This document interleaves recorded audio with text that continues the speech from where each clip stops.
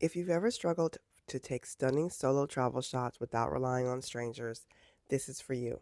The Sony RX100 Mark VII is my go-to camera for capturing pro-level photos, and today I'm breaking down exactly how to frame your shot, where to place your tripod, and how to pose for effortless, magazine-worthy travel photos all by yourself. The RX100 Mark VII is small but mighty. It's got a great 24 to 200 millimeter zoom, fast autofocus, and insane image quality, making it one of the best compact cameras for solo travelers. Let me show you some of the settings that I use and why this camera is a game changer for pro level shots anywhere.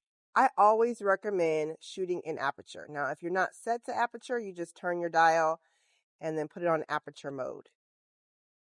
This is great for making it have blurry backgrounds and using burst mode when capturing movement, like people walking by. And don't forget to adjust your ISO, which is down here. Now, I always set my ISO to auto just because I'm constantly moving and in settings.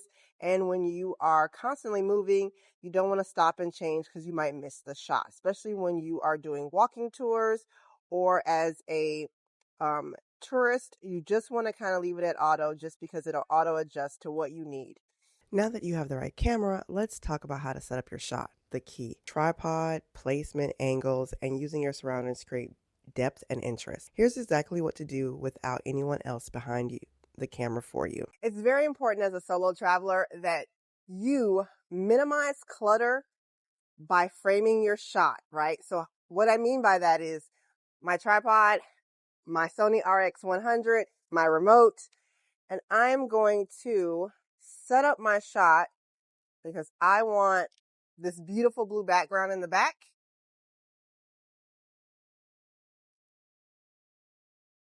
That way, I frame my shot so that everything that's this busy background that's not necessarily photo visually appealing is not in the shot.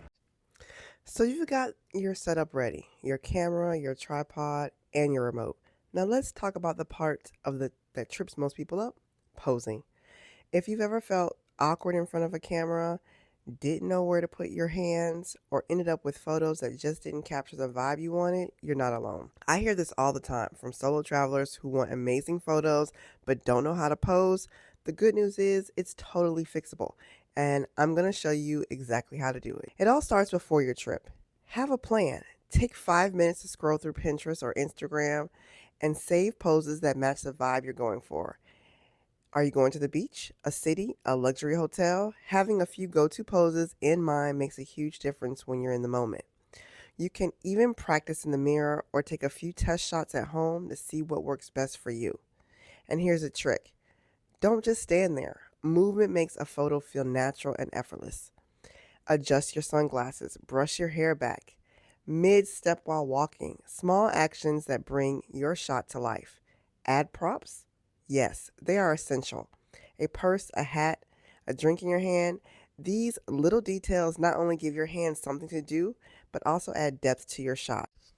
But posing is just one part of the equation. Lighting, posture, and backdrop, they all matter. And this is where my pink framework comes in. I'll be breaking it all down soon, but here's a quick tip.